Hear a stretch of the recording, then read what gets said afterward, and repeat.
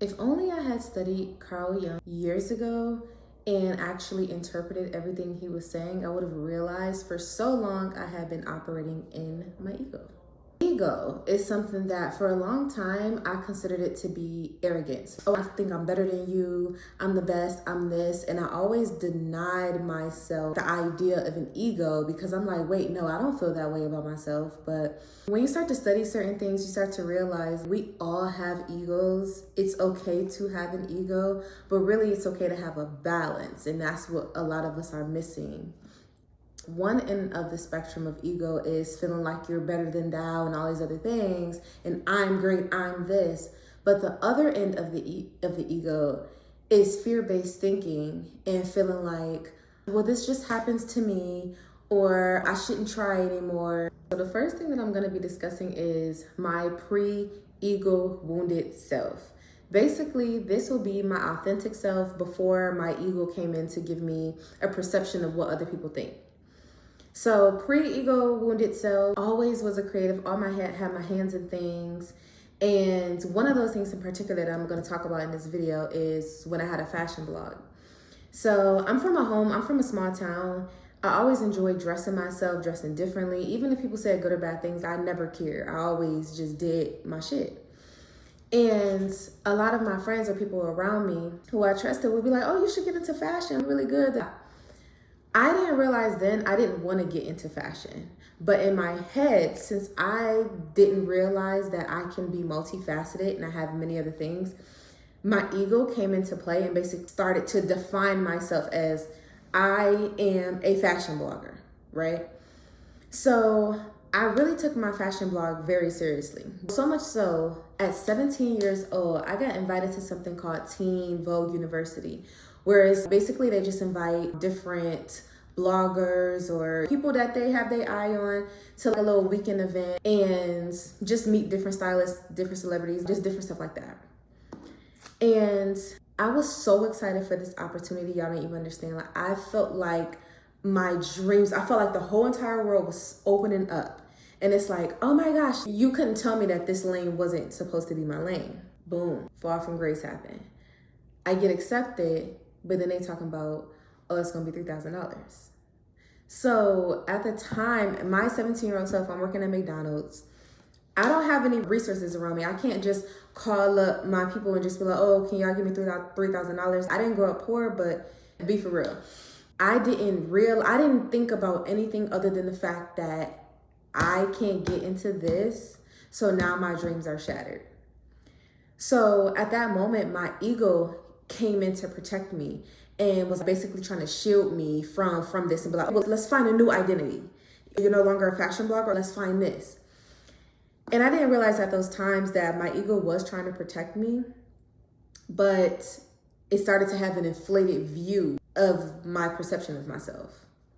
So that was my pre-wounded self. And then obviously me not going to that opportunity really took me, I'm not gonna say it took me on a toe, like I was depressed and shit like that, but it fucked with my confidence where I felt like I can never get out this small town.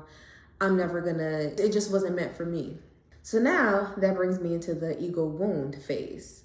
So once your ego gets wounded and you can no longer identify with the I am blank statements, now the ego starts just talking stupid shit, basically. Having a don't have mindset. So instead of me seeing this as an opportunity, oh, this opportunity didn't work out, but wow, they liked me so much that I was picked to do Teen Vogue University at 17 years old, I need to keep going.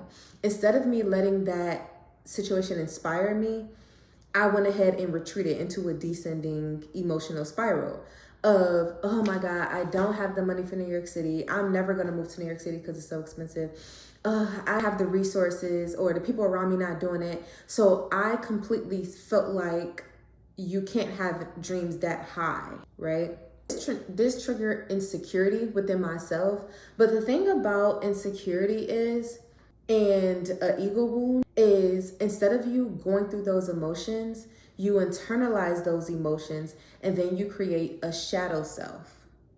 So now Since I've internalized all these feelings and I never addressed the fact that I felt inferior because I was from a small town, I felt inferior because I didn't have resources.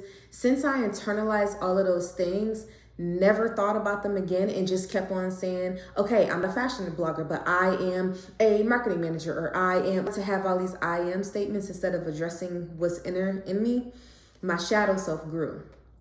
So basically, the shadow self starts to take those insecurities and believe them and takes them and then reflects them on other people.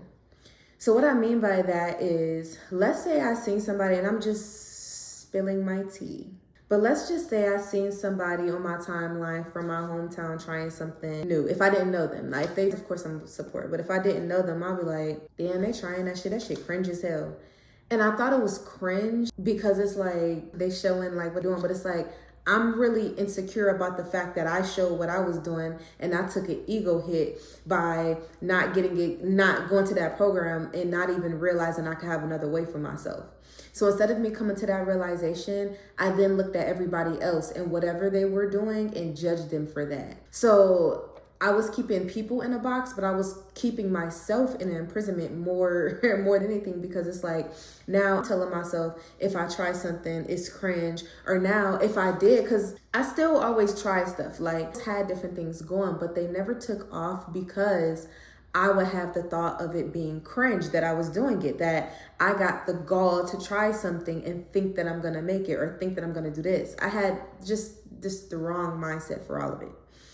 I started to judge myself and put myself in this mental cage. So anytime things got a little too good and one thing didn't work out, I would be like, okay, that's scrap it, try something else. So for a long time, I stayed in that shadow era. And honestly, it didn't make me a great person. I would judge other people so harshly. And I'm not gonna say like mean girl, like I was just being a bitch to everybody. People who know me personally would describe me as like being really fun, really cool, really like I'm a friendly person. I have a lot of friends. I'm a Leo. But when that insecurity is in you, it's gonna come out in many ways. So the ego shift for me happened when I got to a point where I got tired of me seeing other people's dreams happen because I was holding myself back because I was insecure. And also, I never realized that I was an insecure person or a person with a big ego. I'm not that type of person, but I had to realize everybody has insecurities, but it's about exploring them and getting through them. I stopped feeling the need to present my persona self. So the persona is basically how the mask that you wear to everybody else. And I got so tired of changing different masks, and I'm like, I want to be myself. I don't give a fuck about this. I give a fuck about that. I don't want to talk about this. I'm not that. Like, I stopped gossiping. I stopped talking about what other people had going on and worried about my own shit. Like, period. That is when the ego shift happened for me. And it freed me because I'm like, okay, I'm literally drinking my water and minding my business. That's all it took. That's literally all it took. I'm able to talk about things now, and it's still a work in progress because I'm still trying to learn to get comfortable and not embarrassed about talking and being myself. But I had to stop shitting on myself, basically. So what I mean by that too is, have you ever started something or did something and the people around you feel like it's so great, but you feel like those people are only telling you that because they know you? I suffered from that for so long because I was looking from validation from people who made it or people who mattered, when really that was holding me back because it don't fucking matter. Nobody else's thought process matter. Like, that's the whole beauty in why we're here in the first place, to express yourself freely and be different. So instead of me sitting here telling people like I'm these things and I'm like, oh, I'm trying to, or, you know, the page, I'm trying, like, I just started, instead of me acting like a goofy, I started having confidence, like, okay, yeah, I'm doing this. Who's gonna stop me? Who gonna put me to jail? This whole entire ecosystem of the ego and balance of the ego taught me many things. Also, I wrote this down on this sticky because I didn't want to forget it.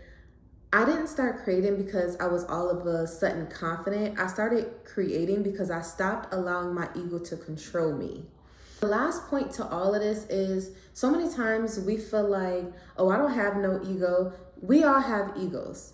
It's all about the balance of the ego. So a healthy ego will tell you, this is who I am now, or this is what I'm doing right now. Instead of saying, so for example, I'm not shit, I'm worthless, I'm getting sad, I'm feeling depressed.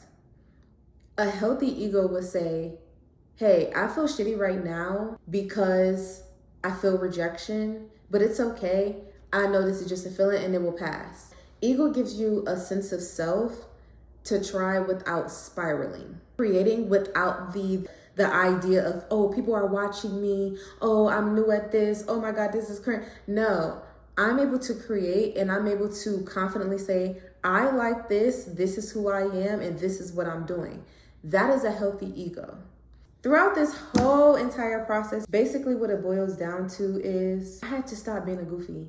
I had to stop being in my own way and being a dumbass. And Carl Jung honestly helped me to realize that times in life, what we're doing with ourselves, we're shackling ourselves, we're putting ourselves in a cage, we're putting ourselves in a prison, and that is a dumbass thing to do. If it was life, if there was a cage, why would you willingly put yourself in it and give somebody else the key? It's stupid. So when I think about things like this, I just think about, I can't think about how much time was wasted on me being in my ego. I'm forward thinking and thinking about where I'm going now. So yeah.